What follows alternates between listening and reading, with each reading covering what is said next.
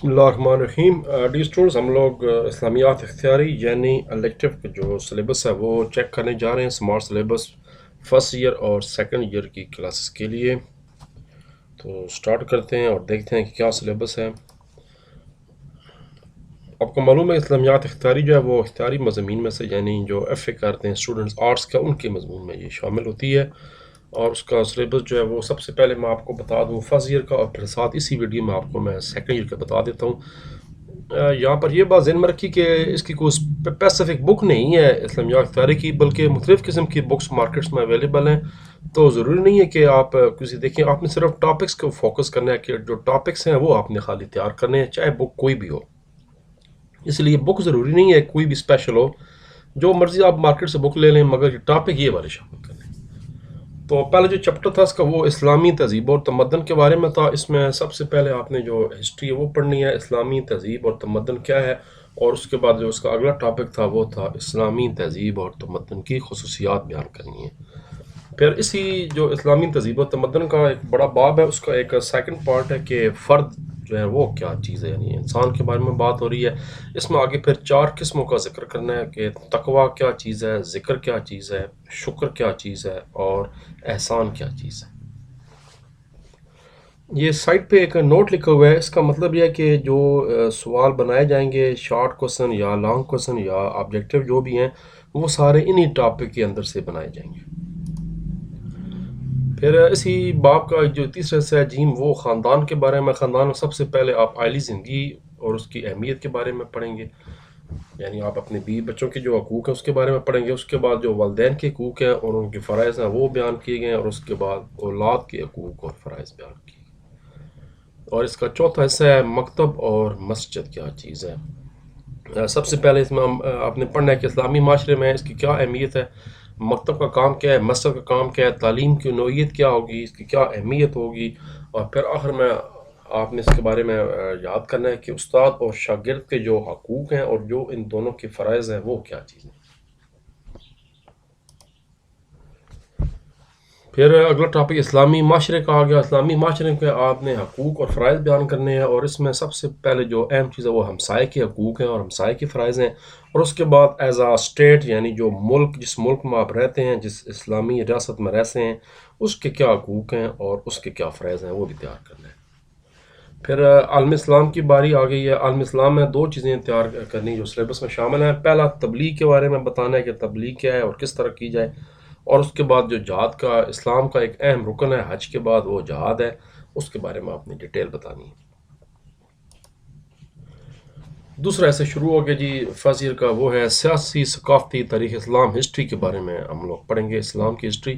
اس میں سب سے پہلے آپ نے اسلام کا پس منظر بیان کرنا ہے، اور اسلام سے پہلے جو عربوں کے حالات تھے، چاہے وہ سیاسی حالات تھے، سماجی حالات تھے یا معاشرتی یعنی تمدنی حالات تھے یا زندگی تھی، اس کے بارے میں آپ نے پڑھنا ہے.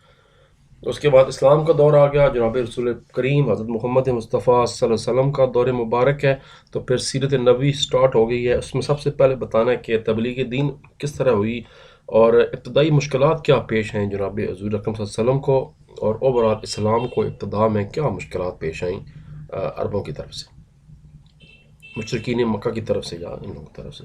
پھر ہجرت مدینہ کا ٹاپک آ گیا، وہ بتانا آپ نے ہجرت فرمائی آپ صلی اللہ علیہ وسلم نے. پھر پہلا جو اسلام کی جنگ تھی جس کو پہلا غزوہ کہتے ہیں، غزوہ بدر، اس کے بارے میں بتانا ہے، اس کے کیا وجوہات کیا تھیں، اسباب کیا تھے، اس کا رزلٹ کیا نکلا، اور اس کے جنگ کے غزوہ کے کچھ اہم واقعات بتانے.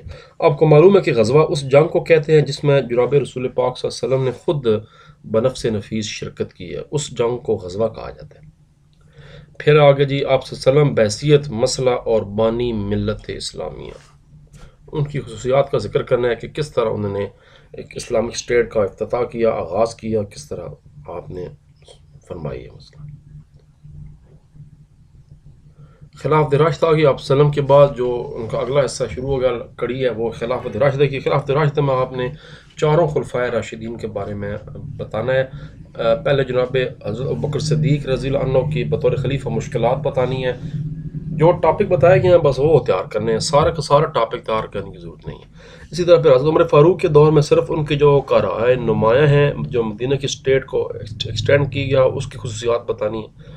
پھر حضرت عثمان غنی رضی اللہ عنہ کے صرف شہادت کے بارے میں جو ٹاپک ہیں بس وہ تیار کرنے ہیں، اور اس کے بعد جناب حضرت علی مرتضیٰ رضی اللہ عنہ کا جو انتظام حکومت ہے وہ اور ان کی جو شہادت ہے اس کے بارے میں کرنا ہے، اور پھر آخر میں بتانا ہے کہ خلفائے راشدین کے عہد میں اسلام کی ترقی جو ہوئی ہے وہ کتنی ہوئی ہے اور کس طرح ہوئی ہے۔